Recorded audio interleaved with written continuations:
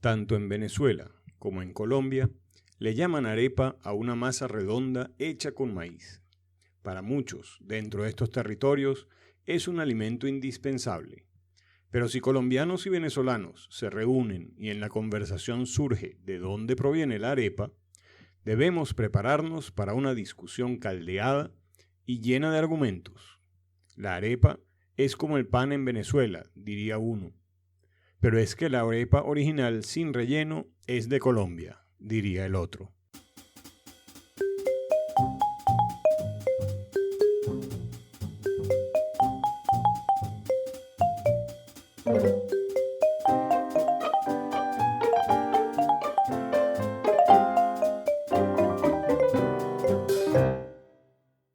Lo que se sabe en investigaciones científicas es que cuando llegaron los primeros barcos españoles a las costas de Venezuela, encontraron que se preparaba una tortilla de maíz blanco sobre una plancha de barro.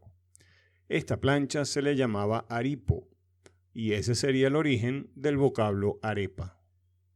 Esta preparación se consiguió que se preparaba desde la costa oriental de Venezuela, que se inicia en el Océano Atlántico, hasta bien entrados los llanos colombianos. Es por eso que la arepa es tan venezolana como colombiana. Pero la arepa moderna, que se abre por la mitad y se rellena, es venezolana.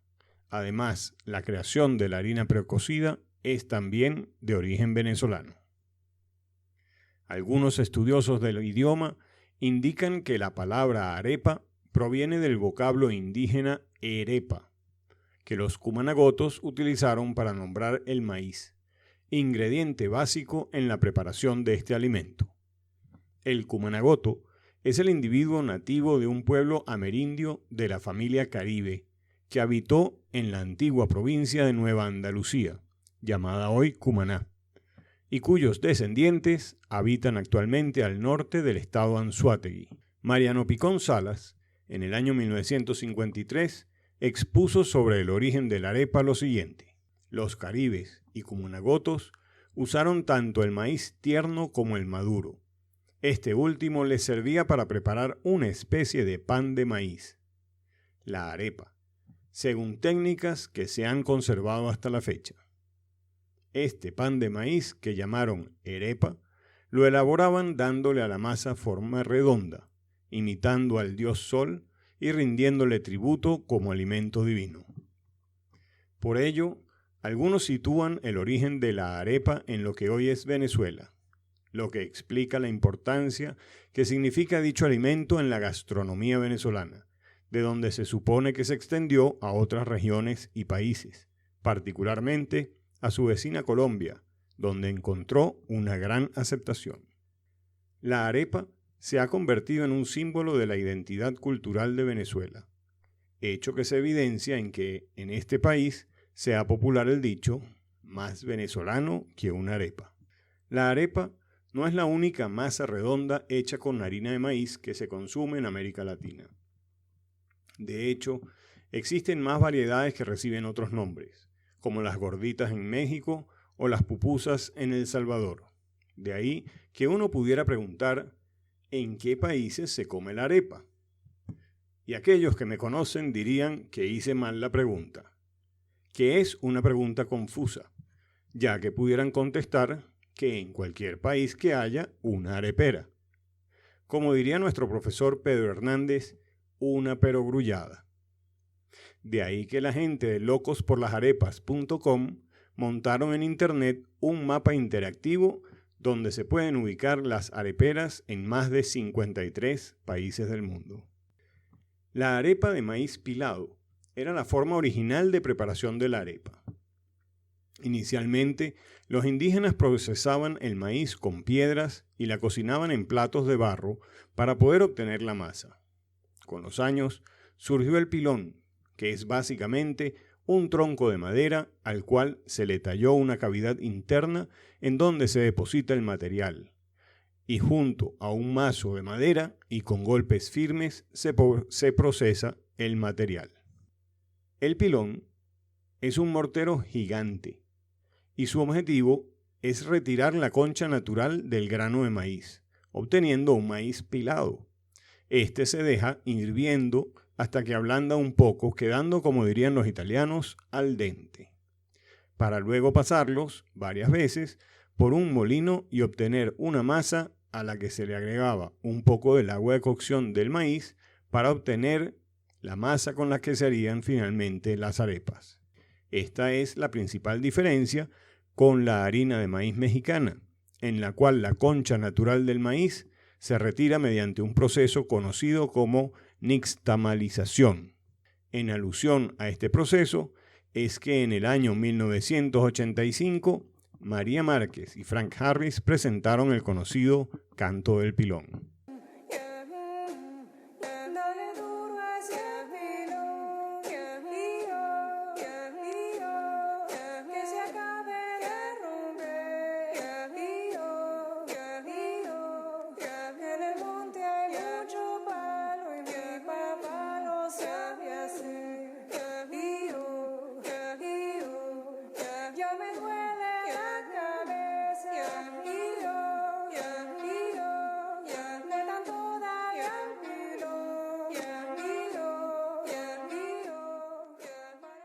En el año 1954, el ingeniero mecánico Luis Caballero Mejías registró una patente para la elaboración de harina de maíz precocida.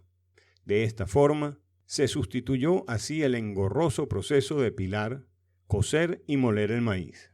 A partir de esta mezcla, solo basta agregarle agua y sal a la harina precocida para preparar arepas, empanadas y bollitos, manteniendo el sabor, aroma y textura de la arepa venezolana. En el año 1959, Luis Caballero Mejías vende su patente a Empresas Polar, y para el año 1960, Juan Lorenzo Mendoza Quintero y el maestro Carlos Rubichek desarrollaron el proceso industrializado de fabricación de la harina de maíz precocida, marcando un antes y un después en la mesa del venezolano, lanzando al mercado la harina pan, haciendo mucho más amplia y sencilla la preparación de la arepa.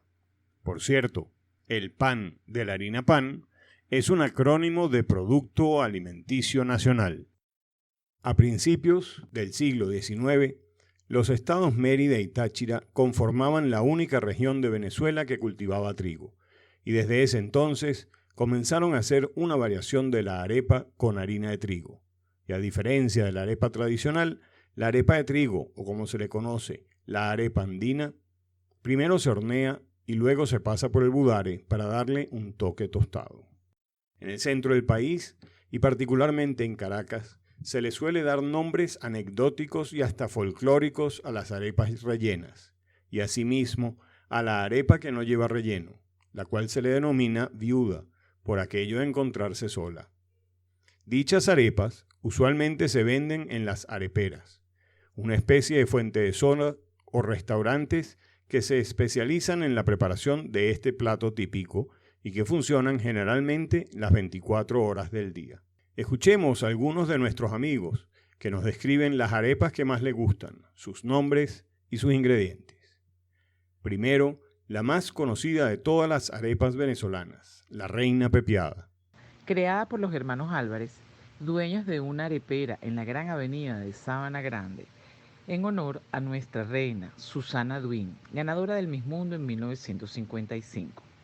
Lleva un relleno de base de gallina o pollo esmechado, aguacate con mayonesa, pero si la quieres coronar, debes colocarle cilantro y un toque de ají picante. Y si es Montemayor, mucho mejor. En una de esas madrugadas, desvelado, me pregunté, ¿por qué la reina no tiene un rey? Y si existiera, ¿cómo sería? Solamente unos días después, escuché el siguiente pedido en una arepera y se me hizo agua la boca. Buenos días, señor. ¿Qué desea? Quiero el rey de la reina. Déjame explicarte. Costilla de cochino desmechada, con aguacate, mayonesa con un toque de alcaparra y coronada con chicharrón de cochino triturado. ¿La tiene? Claro. Gracias. La arepa dominó. Lleva un relleno de caraotas negras y queso blanco duro rallado. Se hizo conocida porque la pidió Edgar Ramírez durante la película inspirada en la vida del cazarrecompensas Domino Harvey. A ver, Ramón, cuéntanos, ¿cómo es una arepa cifrina? Una arepa cifrina es llevar al siguiente nivel una reina pepiada, porque consiste en el mismo relleno de mayonesa, aguacate y pollo, pero agregándole una gran porción de queso amarillo para resaltar su sabor. De la región de los llanos nos llega la arepa llanera. Lleva carne cortada muy finita, tomate en rodajas, aguacate y queso guayanés. Muy conocida es también la arepa peluda. Carne mechada con queso amarillo rallado. La arepa rumbera. Abres la arepa y le pones un relleno de pernil de cochino con queso amarillo rallado. Miguel, si en vez de pernil la preparas con pollo desmenuzadito y el mismo queso amarillo, se convierte en una catira, mucho más sana, pero igual de sabrosa. Arepa de perico. Va un relleno andino típico, que consiste en un revoltillo de huevos, cebolla, tomates y sal. Inspirada en Miriam Makeba, escuché también pedir una vez una arepa pata pata. Buenos días, por favor, una arepa pata pata, que esté bien tostadita por fuera, le quitas el relleno, por favor le pones queso blanco, caraotas y aguacate, por favor, gracias. No puede faltar una arepa de pabellón, que lleva tajadas o rebanadas de plátano frito, caraotas y carne mechada. La rompecolchón es una mezcla de mariscos, pulpo, calamar, pepitonas, ostras y camarones. Normalmente, una arepa mide entre 10 y 12 centímetros de diámetro. Cuando se sobrepasa esta dimensión, podemos hablar de una rueda de camión.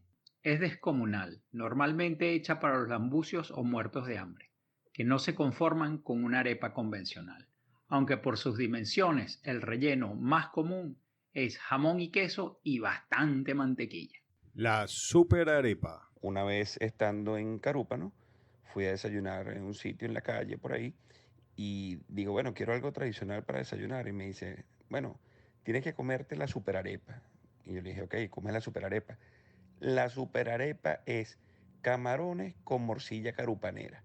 Bueno, yo dije, esto es una combinación explosiva, pero vamos a probarla. Y de verdad, una maravilla. Exquisita esa arepa. Recomendada, ya lo saben, la super arepa. La arepa de pernil lleva pernil, tomate y mayonesa. La musiúa lleva un pedazo de carne hamburguesa.